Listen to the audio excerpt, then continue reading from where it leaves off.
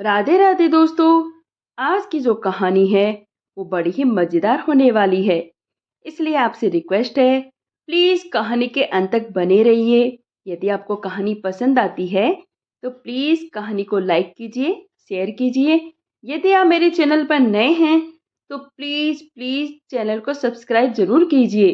तो चलिए दोस्तों, कहानी शुरू करते हैं। किसी गांव में आया राम नाम का एक किसान रहता था। किसान के पास अपनी खेती की जमीन तो थी ही, जो कि बहुत ही उपजाऊ भी थी, लेकिन वह बहुत ही आलसी था और उसका आलसीपन ही उसकी गरीबी का कारण था। इसके अलावा वह गांव के साहूकारों से कर्जा लेकर अपना जीवन चला रहा था। अब तो उसका गुजारा और भी मुश्किल हो गया। दिन प्रतिदिन साहूकार उसके घर में अपना कर्ज वसूलने के लिए चक्कर लगाते रहते थे। एक दिन वह सोचने लगा, अब तो घर में खाने के लिए अन्न का एक दाना तक नहीं रहा। लगता है अब तो ये गांव छोड़कर जाना ही पड़ेगा। उसी गांव में गैया राम नाम का एक बनिया भी रहता था। एक समय ये था जब उस बनिए की दुकान पर काफी भीड़ चलती थी, लेकिन लालच के कारण उस बनिए ने अपने सामान में मिलावट करना शुरू कर दिया। कुछ समय तक तो उसका इसका फायदा मिला, लेकिन धीरे धीरे लोगों को उसकी मिलावट के बारे में पता चलने लगा और उसकी दुकान पर ग्राहक आने कम हो गए। धीरे धीरे हालत ऐसी हो गई, अब उसकी दुकान बिल्कुल भी नहीं चलती थी। वह रूखा सूखा खाकर अपना गुजारा कर रहा था। वह भी यही सोच रहा था, अब ये गांव छोड़कर कहीं और जाकर कोई काम धंधा शुरू करना चाहिए। कुछ दिनों के बाद दोनों परेशान होकर गांव छोड़ने का फैसला कर लेते हैं और फिर एक दिन कुछ सामान अपनी पोटलियों में बांधकर वे दोनों गांव छोड़कर चल दिए। गांव से बाहर निकलते ही एक चौराहे पर किसान और बनिए की आपस में एक दूसरे पर नजर पड़ गई। किसान सोचने लगा, अरे ये तो अपने गांव का बनिया गैया है। दूसरी ओर बनिया भी सोचने लगा, अरे ये तो अपने गांव का आया राम है। शायद ये भी मेरी तरह परेशान होकर गांव छोड़कर कहीं जा रहा है। दोनों ने एक दूसरे को अपनी दुख भरी कहानी सुनाई और गांव छोड़कर जाने का कारण कह डाला। जल्दी ही वे एक दूसरे के दोस्त बन गए और दोनों साथ साथ एक दिशा की तरफ चलने लगे। काफी समय तक चलते रहने के बाद उन्हें एक गांव दिखाई दिया। गया राम कहने लगा, अरे भाई आया राम, ये कोई नया गांव मालूम पड़ता है। क्यों ना हम अपनी किस्मत यहीं पर आजमाएं। ठीक है भाई, चलो गांव के अंदर चलते हैं। गांव में पहुंचने के बाद आया राम कहने लगा, भाई मुझे तो बड़ी तेज भूख लगी है और साथ में मैं बहुत थक भी गया हूँ। कुछ खाने और रहने का इंतजाम करो तो जानूं, क्योंकि तुम सचमुच एक सच्चे बनिया हो। बनिया बड़ा ही चालाक था। उसे ये समझते हुए देर न लगी कि किसान उसकी परीक्षा लेना चाहता है। बनिया तुरंत बोला, अच्छा भाई, जब तुम यही कहते हो तो देखो मेरा कमाल। हमें भरपेट खाना भी मिलेगा और रहने के लिए जगह भी मिल जाएगी। और फिर दोनों एक घर के सामने जाकर पहुंचे। दरवाजा खटखटाया। एक बुढ़िया ने दरवाजा खोला। उसने पूछा, भाई तुम दोनों कौन हो और क्या चाहते हो? बनिया झट से बोला, माई हम राजा के खास सिपाही हैं, पिछले गांव से आ रहे हैं। हम बहुत थक चुके हैं, इसलिए तुम्हारे यहाँ कुछ देर आराम करना चाहते हैं। वैसे भी हमें कुछ दिनों तक इसी गांव में रहना है। बुढ़िया बोली, अच्छा अच्छा, अंदर आ जाओ। किसान और बनिया ये झूठ सुनकर बड़ा आश्चर्य हुआ, लेकिन कुछ सोचकर वह चुप ही रहा और बनिए के साथ अंदर चला गया। बुढ़िया दरवाजा बंद करते हुए कहने लगी, लेकिन सिपाहियों, मेरी समझ में एक बात नहीं आई। तुम दोनों इस भेष में क्यों आए हो? तुमने अपनी सिपाहियों वाली पोशाक क्यों नहीं पहनी? बनिया कहने लगा, माई हमें वेश बदल कर ही घूमना फिरना पड़ता है। हम राजा को इसी तरह से अपनी प्रजा के सुख दुख के बारे में बताते हैं। किसान और बनिया एक जगह पर बैठ गई। बनिया बोला, माई कुछ खाने को दोगी? हमें बहुत तेज भूख लगी है। बुढ़िया ने उदास स्वर में कहा, अरे भैया, मैंने तो खुद कल से कुछ भी नहीं खाया, भला तुम्हें क्या खिलाऊंगी? असल बात तो ये थी कि बुढ़िया के पास खाने पीने का हर सामान पड़ा था, लेकिन वह बहुत ही कंजूस थी। इसलिए उसने ये बहाना बना दिया कि वह बहुत ही गरीब है उसकी बात सुनकर बनिया मन ही मन मुस्कुराया और बोला, अच्छा माई, तुम्हारे पास कुछ खाने को नहीं है तो ना सही, लेकिन वह सामने सिलबट्टा पड़ा है, क्या तुम उसका पत्थर मुझे दे सकती हो? बुढ़िया बोली, हाँ हाँ, क्यों नहीं दे सकती। वो पत्थर तो मेरे लिए बेकार है, परंतु तुम उस पत्थर का क्या करोगे? बनिया बोला, माई, भूख लगी है, किसी ना किसी तरह पेट तो भरना ही पड़ेगा, हम उस पत्थर की खिचड़ी बनाकर खा लेंगे। ये सुनकर बुढ़िया की आंखें हैरानी से फैल गई और वह कहने लगी, पत्थर की खिचड़ी? लगता है भैया तुम मुझे बेवकूफ बना रहे हो। बनिया कहने लगा, माई, तूने कभी पत्थर की खिचड़ी नहीं खाई? बनिए ने कहा, अच्छा तो फिर आज हम तुम्हें पत्थर की खिचड़ी अवश्य खिलाएंगे। अरे माई, पत्थर की खिचड़ी इतनी स्वादिष्ट होती है, तुम खाकर अपनी उंगलियां चाटती रह जाओगी। अब तो बुढ़िया की हैरानी की कोई सीमा ना रही। वह बोली, अच्छा, अगर ऐसी बात है तो आज पत्थर की खिचड़ी बनाकर दिखाओ। अगर सच में ऐसा हो गया तो मेरा जीवन बड़े आराम से कट जाएगा। बनिया चालाकी से बोला, ना माई ना, हम तुम्हें पत्थर की खिचड़ी बनाने का तरीका नहीं बताएंगे। ये तरीका तो हमने एक साधु से सीखा था और इसके लिए पूरे 2 साल तक हमने उस साधु की सेवा की थी। भला हम तुम्हें मुफ्त में वह तरीका कैसे सिखा सकते हैं? बुढ़िया झट से बनिए की खुशामद करने लगी, अरे भाई, मेरे पास 10 चांदी के सिक्के हैं, तुम वे ले लो, लेकिन पत्थर की खिचड़ी बनाने का तरीका मुझे अवश्य बता दो। बेकार में ही मुझे रोजाना सब्जी खरीदनी पड़ती है और उसके साथ दाल चावल भी। अब तो बनिया मन ही मन अपनी खुशी को दबाते हुए बोला, अच्छा माई, न जाने मुझे क्यों तुम पर बड़ी दया आ रही है। अगर कोई और होता तो मैं उसे ये तरीका कभी ना सिखाता। लाओ तुम 10 चांदी के सिक्के ही मुझे दे दो। बुढ़िया ने झट से एक संदूक में से 10 चांदी के सिक्के निकाले और बनिए के हाथ में रख दिए और बोली, ये लो भाई, अब जल्दी से मुझे वह तरीका सिखा दो। बनिया ने वे चांदी के सिक्के अपनी जेब में रखे और बोला, माए, मुझे तुरंत एक बर्तन ला कर दो। अभी ठहरो बेटा, लेकर आती हूँ। इधर किसान बड़ी हैरानी से चुपचाप अपनी जगह पर बैठा हुआ था। बनिए की ये अजीबोगरीब बातें सुन रहा था। जल्दी ही बुढ़िया एक बर्तन लेकर आ गई। बनिए ने पत्थर को अच्छी तरह से धोकर बर्तन में रख दिया और फिर पानी डालकर वह बर्तन चूल्हे पर चढ़ा दिया और बोला, बस कुछ देर बाद देखना क्या लाजवाब खिचड़ी बनती है। कुछ देर के बाद बनिया एक चम्मच लेकर बर्तन में चलाने लगा, फिर थोड़ा सा पानी चम्मच में निकालकर चखा और बोला, खिचड़ी तो बहुत ही जल्दी तैयार हो जाएगी, मगर मैं क्या करूं? नमक मिर्च मेरे पास है नहीं। वरना तभी बुढ़िया बोल पड़ी, मेरे पास है। अच्छा तो थोड़ा सा लेकर आओ। ठहरो बेटा, अभी लेकर आती हूँ। और बुढ़िया दौड़कर दूसरे कमरे से नमक मिर्ची लेकर आ गई और कहने लगी, ये लो बेटा, डाल दो इसमें। बनिए ने नमक और मिर्ची पानी में डाल दिए। कुछ देर के बाद बनिया फिर से पानी को चखने लगा और बोला, थोड़ी सी चावल और थोड़ी सी दाल और होती तो मजा ही आ जाता। बुढ़िया तुरंत अपने रसोई घर की तरफ दौड़ी और एक बर्तन में दाल और चावल लेकर आ गई। कहने लगी, लो बेटा, जितनी जरूरत हो उतना डाल लो। बनिए ने दाल और चावल पानी में डाल दिए और फिर चम्मच को चलाता रहा। आखिर में उसने कहा, आहा, कितनी बढ़िया खिचड़ी तैयार हो गई है। बस जरा सा घी और होता तो कहना ही क्या। बुढ़िया तुरंत घी लेकर भी आ गई और वह भी खिचड़ी में डाल दिया गया। कुछ देर के बाद बनिया बोला, लो माई, खिचड़ी तैयार हो गई, अब जरा खाकर देखो। इसे बनाने का तरीका तो तुम्हें समझ में आ ही गया होगा। बुढ़िया बोली, हाँ, अच्छी तरह समझ लिया। और फिर तीनों खिचड़ी खाना शुरू कर देते हैं। वे खिचड़ी खाते जाते हैं और खिचड़ी की तारीफ भी करते जाते हैं। सबसे ज्यादा तारीफ तो वे बुढ़िया ही कर रही थी। वाह भाई वाह, पत्थर की खिचड़ी इतनी मजेदार बनती है, मैंने तो कभी ये सोचा ही नहीं था। और इस तरह से बनिए ने एक एक करके उस बुढ़िया से खिचड़ी बनाने की सारी सामग्री मंगवा ली और उसी से खिचड़ी तैयार कर दी।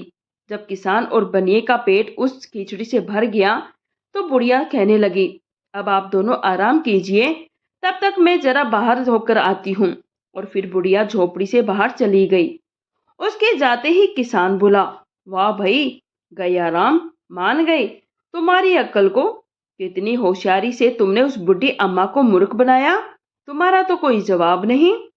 उसका जूता उसी के सिर पर, 10 चांदी के सिक्के उसी से कमा भी लिए। बनिया कहने लगा, भाई मेरे दिमाग का कमाल तो तुम देख ही चुके हो। अब तुम्हारी बारी। तुम भी अपनी बुद्धि का कोई चमत्कार दिखाओ तो मैं जानूं। किसान कहने लगा, हाँ भाई हाँ, बिल्कुल। कल सुबह तुम यहाँ पर आराम करोगे और मैं कमाने के लिए जाऊंगा।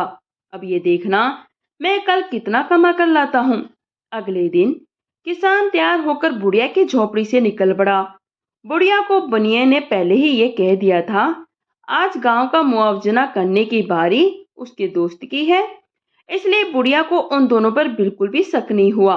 आयाराम उस गांव से चलता हुआ नजदीक के दूसरे गांव में पहुंच गया।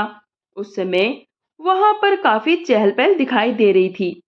थोड़ी ही आगे बढ़ने पर उसे कुछ किसान एक चबूतरे पर बैठे हुए दिखाई दिए।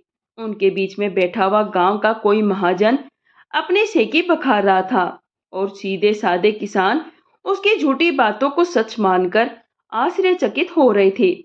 वे महाजन उनसे कहने लगा, अरे भाई लोग, तुम लोगों को मेरी पहुंच के बारे में बिल्कुल भी अंदाजा नहीं है। मैं तो जागीरदार साहब की बैठक तक आया हूँ। मेरा तो उनके साथ रोज का उठना बैठना है। वे मुझे अच्छी तरह से जानते हैं और पहचानते हैं और मेरा खूब आदर सत्कार भी करते हैं। किसान कहने लगे, अच्छा, और क्या? तभी तो मैं कहता हूँ, मैं कोई छोटा मोटा आदमी नहीं हूँ। ये सब देखकर आयाराम सोचने लगा, अच्छा, तो ये इन भोले भाले किसानों को बेवकूफ बना रहा है। क्यों ना मैं इसे बेवकूफ बनाने की कोई तरकीब सोचूं। ये बहुत बड़ा सेकीबाज है, जल्दी ही फंस जाएगा।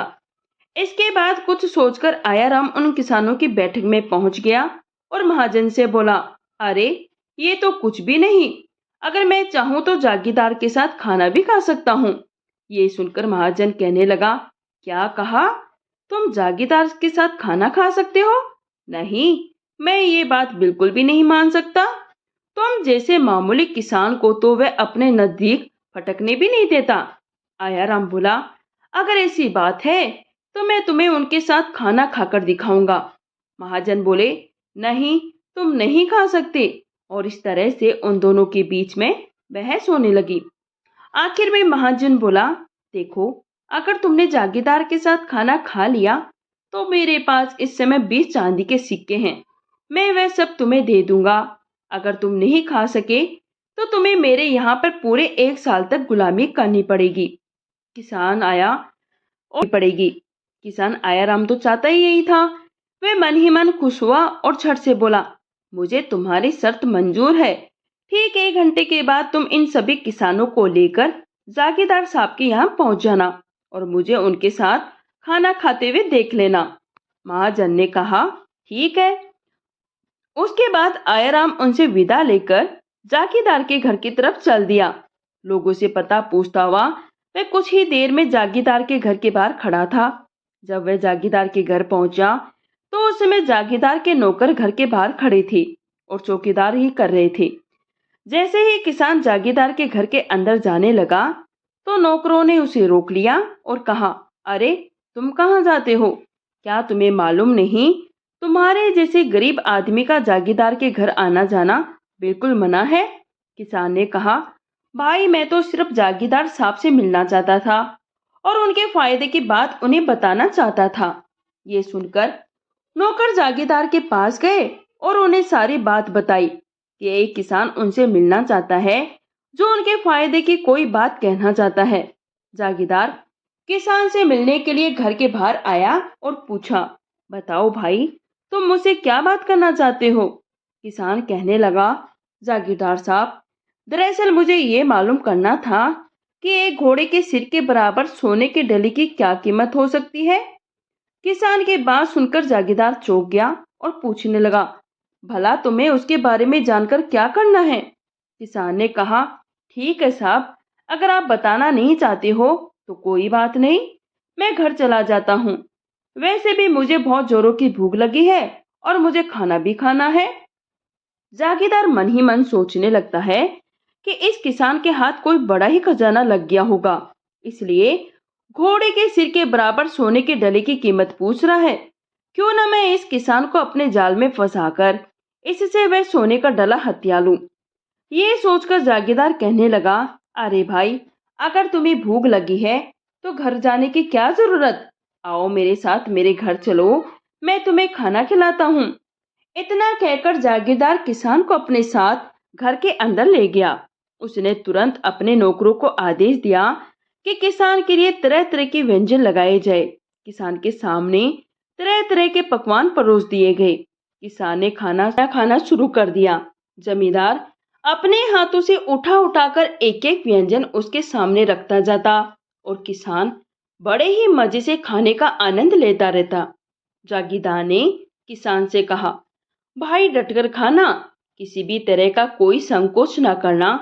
तुम्हें जिस भी चीज की जरूरत हो मेरे से मांग लेना। किसान बोला, अरे हुजूर, आपके रहते हुए भला किसी चीज की क्या कमी हो सकती है। आप निश्चित रहिए, मैं पेट भरकर खाना खाऊंगा। इधर 1 घंटा पूरा हो जाने के बाद वो महाजन उन सभी किसानों को अपने साथ लेकर जागीरदार के घर के बाहर पहुंच गया। तो वे ये सब देखकर हैरान रह गए कि आयाराम किसान जमींदार के साथ खाना खा रहा था। वे कहने लगे, अरे देखो, वह किसान तो सचमुच जागीरदार के साथ खाना खा रहा है। अरे हाँ हाँ, जागीरदार साहब भी उनके साथ हंस हंस कर बातें कर रहे हैं, मानो वो उनका गहरा मित्र हो। शर्त लगाने वाला महाजन कहने लगा, हाँ भाई, जो जोश में आकर मैंने शर्त तो लगा ली, लेकिन अब लगता है मेरे 20 चांदी के सिक्के गए। समझो, मुझे क्या मालूम था ये इतना बड़ा आदमी है। खाना खत्म हो जाने के बाद जमींदार ने किसान से पूछा, क्यों भाई, अब तो मुझे बता दो, तुम जिस सोने के डले के बारे में पूछ रहे थे वह कहाँ पर है। वह सोने का डला तो मुझे लाकर दे दो, उसके बदले में मैं तुम्हें बहुत ही बड़ा इनाम दूंगा। किसान बोला, लेकिन जमींदार साहब, कौन सा सोने का डला? मेरे पास तो कोई सोने का डला है ही नहीं। मैं तो बस यूं ही उसकी कीमत जानना चाहता था। आप बताइए ना, एक घोड़े के सिर के बराबर सोने के डले की कीमत क्या हो सकती है। उसकी बात सुनकर जागीरदार को बड़ा गुस्सा आ गया। वह कहने लगा, अरे मूर्ख आदमी, जब तुम्हारे पास कुछ है ही नहीं तो तुमने मेरा समय समय क्यों खराब किया। किसान बोला, हुजूर, आपको तकलीफ देने के लिए मैं माफी चाहता हूँ। और फिर किसान खुशी खुशी जागीरदार के घर से बाहर निकल गया। शर्त जीत जाने पर उसने महाजन से 20 चांदी के सिक्के लिए और फिर वापस अपने गांव की तरफ चल दिया। बुढ़िया के घर पहुंचकर उसने अपने दोस्त बनिया को सारी बात बताई। तो बनिया भी उसकी बुद्धि की प्रशंसा किए बिना नहीं रह सका। कहने लगा, किसान भाई, सचमुच तुम्हारी बुद्धि भी कमाल की है। तुमने तो मुझसे भी दोगुना हाथ मारा है। इसके बाद वे दोनों खा पीकर सो गए। अगले दिन दोनों ने फैसला किया कि आज वे दोनों एक साथ निकलेंगे और फिर वे उस गांव को छोड़कर दूसरे गांव के रास्ते पर चले जाएंगे। रास्ते में एक जंगल पड़ता था। जैसे ही वे दोनों उस जंगल से गुजरे तो उन्हें धूल उड़ती हुई दिखाई दी। बनिया बोला, अरे ये तो घुड़सवार है, ये कौन हो सकते हैं। किसान ने कहा, मुझे तो ये लोग डाकू मालूम पड़ते हैं। चलो जल्दी से झाड़ियों के पीछे छिप जाते हैं, वरना जान भी जाएगी और जो थोड़ा बहुत माल हमारे पास है वह भी हाथ से चला जाएगा। और फिर वे दोनों तुरंत एक जगह पर छिप गए। कुछ ही देर में वे घुड़सवार उनके सामने थे। घुड़सवार अपने अपने घोड़ों से उतरे और एक पेड़ के नीचे कुदाल से गड्ढा खोदने लगे। किसान और बनिया बड़ी हैरानी से ये सब कुछ देख रहे थे। गड्ढा पूरी तरह से खोदने के बाद उन घुड़सवारों ने घोड़े से 2 भारी भारी थैले उतारे और उन थैलों को गड्ढे में डाल दिया और फिर गड्ढे को बंद करके वे घुड़सवार वापस उसी दिशा में लौट गए जहां से आए थे। आयाराम कहने लगा, आओ देखे दोस्त, उन्होंने क्या छुपाया है। और फिर वे दोनों गड्ढे को खोदने लगे। जैसे ही उन्होंने थैलों के मुंह खोले तो थैलों के अंदर रखे हुए सोने के सिक्के को देखकर वे हैरान रह गए। उनकी खुशी की कोई सीमा न रही। सोने के सिक्के से भरे हुए थैले को देखकर वे दोनों कहने लगे, अरे भाई, भगवान जब भी देता है छप्पड़ फाड़ कर देता है। ये दोनों थैले लबालब सोने के सिक्के से भरे हुए हैं। और फिर दोनों ने एक एक थैला उठाया और बुढ़िया के घर की तरफ वापस चल दिए। रास्ते में बनिया बोला, अब हमारे पास बहुत सारी दौलत इकट्ठी हो गई है, इतनी कि अगर हम जिंदगी भर भी बैठकर खाए तो खत्म ना हो। अब हमें अपने गांव वापस लौट जाना चाहिए। ये सारी दौलत हम आपस में आधी आधी बांट लेंगे और आराम से अपना जीवन गुजारेंगे। किसान बोला, हाँ भाई, मैं भी यही सोच रहा हूँ। अब उस बुढ़िया के पास ज्यादा दिन तक रुकना ठीक नहीं है। हो सकता है हम किसी चक्कर में ना फंस जाए, हमारा ये धन हमारे हाथ से निकल जाए।